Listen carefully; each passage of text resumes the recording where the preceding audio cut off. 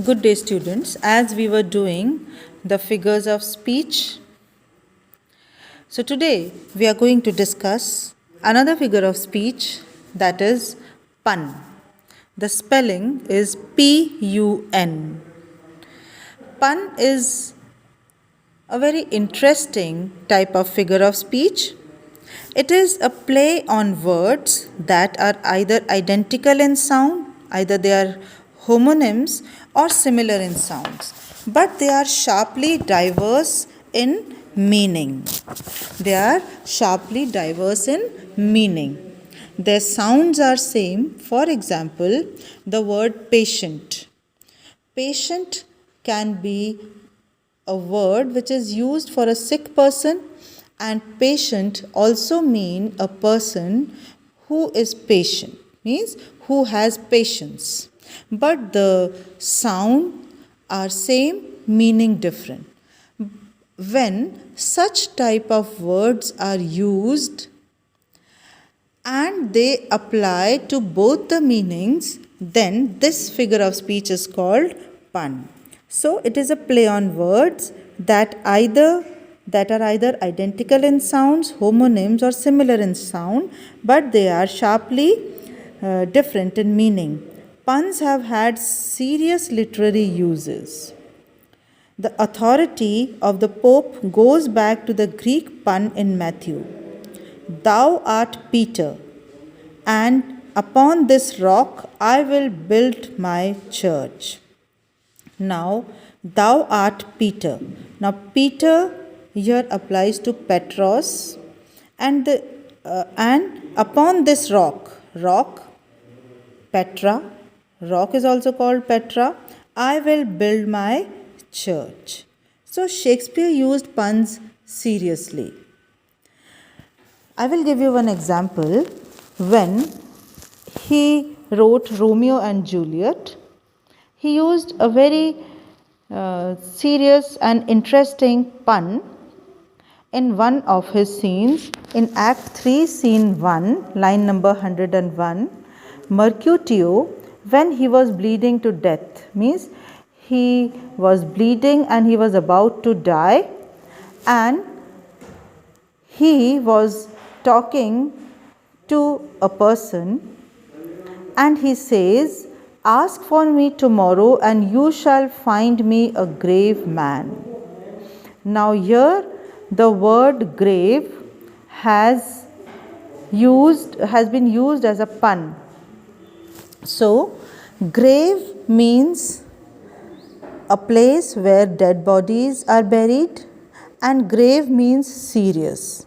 Now here the word has been used in both the senses, that is why it is a pun. So he says, ask for me tomorrow and you shall find me a grave man.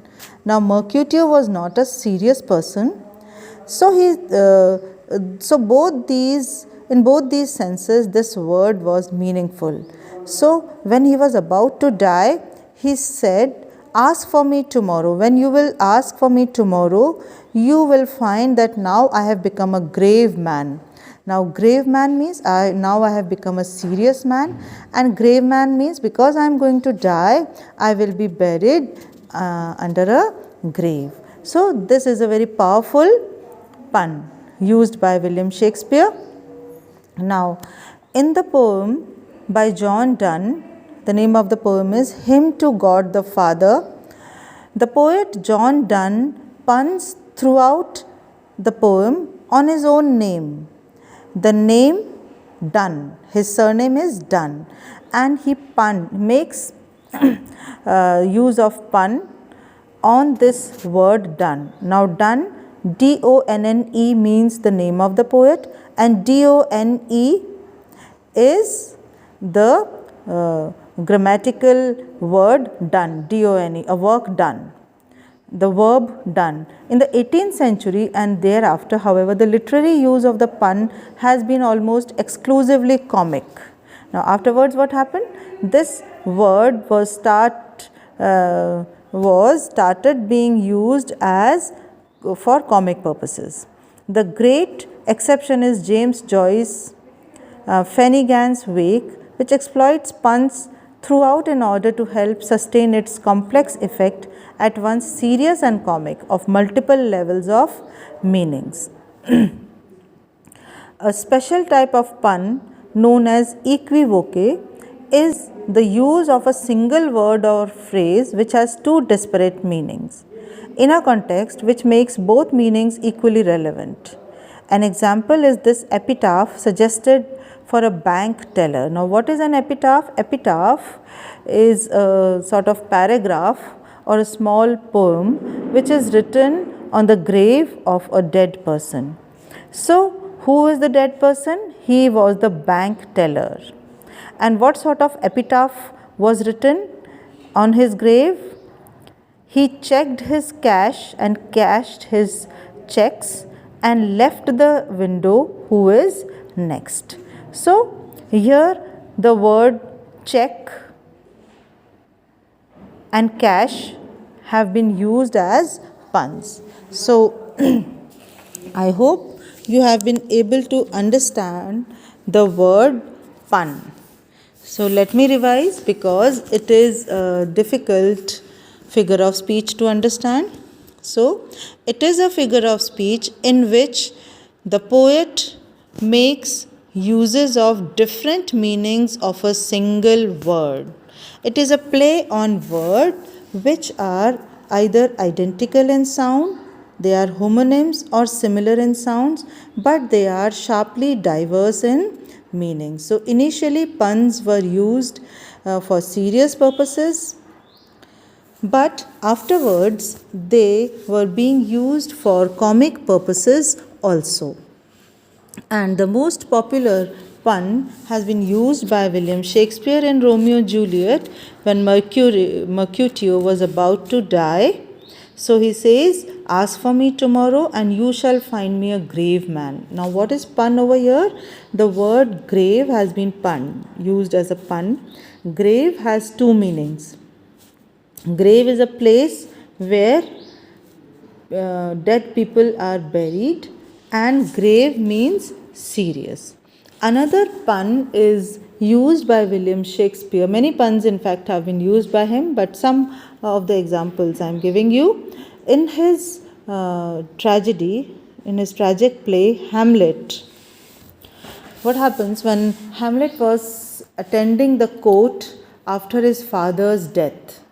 And what is the truth? That his uncle has killed his father, but he thinks that Hamlet is unaware of it.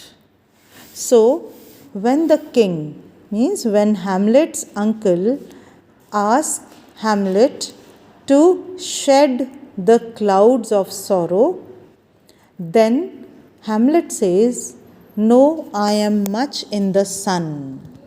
I am much in the sun." So here the word sun is a pun. So there he used the word sun, S-U-N. The spelling is S-U-N. So it has got two meanings. S-U-N means sun. Sun means light. Light means knowledge. So Hamlet says that I have the knowledge that you are the murderer of my father. And the second meaning of this homonym is S-O-N. Son means I am the son of my father and I will avenge the murder of my father. So there are various puns used by dramatists, by poets, and even by some prose writers in order to add a charm to their poetry. And then I also gave you an example of an equivoque. And what is it? It is also a special type of pun which is used where a use of a single word or phrase which has two disparate meanings in a context which makes both meanings equally meaningful or relevant. And I gave you the example of the epitaph of the bank teller, that he checked his cash, cashed his checks and left his window who is next. And I also gave you example of the word patient. Patient. Suppose a person who is sick and he also has patience. So we will say that he is a patient person.